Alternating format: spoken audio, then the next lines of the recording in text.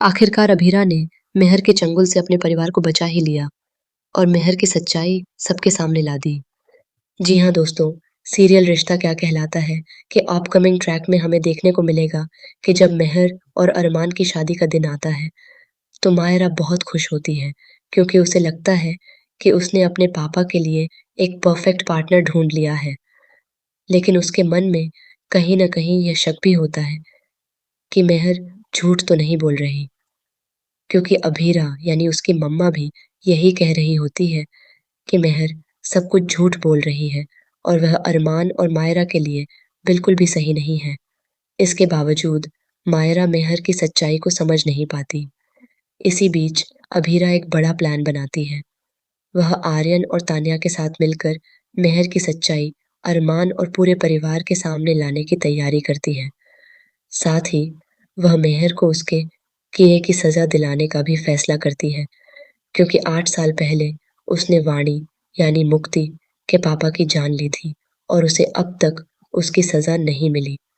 इसके बाद अभीरा, तान्या और आर्यन मिलकर किसी तरह मेहर का फोन हासिल कर लेते हैं, जिसमें उसके सारे काले कारनामों की रिकॉर्डिंग मौजूद होती है।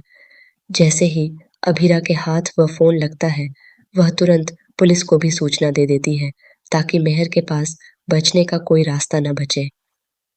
जब मेहर और अरमान की शादी की रस्में चल रही होती हैं, तभी अभीरा बीच में ही प्रोजेक्टर पर मेहर के सारे सच और उसके किए गए अपराधों का खुलासा कर देती है। यह देखकर सभी लोग हैरान रह जाते हैं और उन्हें पता चल जाता है कि मेहर असल में कितनी खतरनाक और धोखेबाज इंसान है। इसी दौरान विद्या को भी अपनी गलती का एहसास होता है कि उसने किस इंसान पर भरोसा कर लिया था।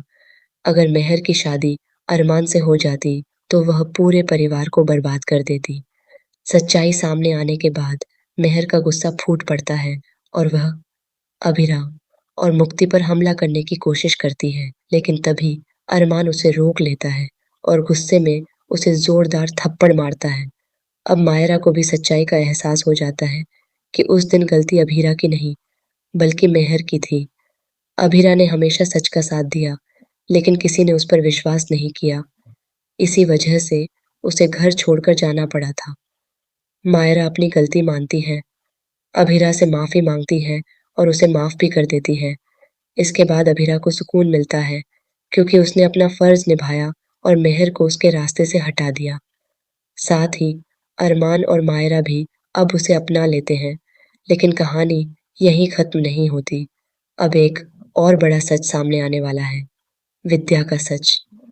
सबको पता चलता है कि अभीरा ने अपनी मर्जी से घर नहीं छोड़ा था, बल्कि विद्या की वजह से उसे जाना पड़ा। विद्या ने उससे झूठ कहा था कि अरमान उसे तलाक देना चाहता है और मायरा की कस्टडी लेना चाहता है।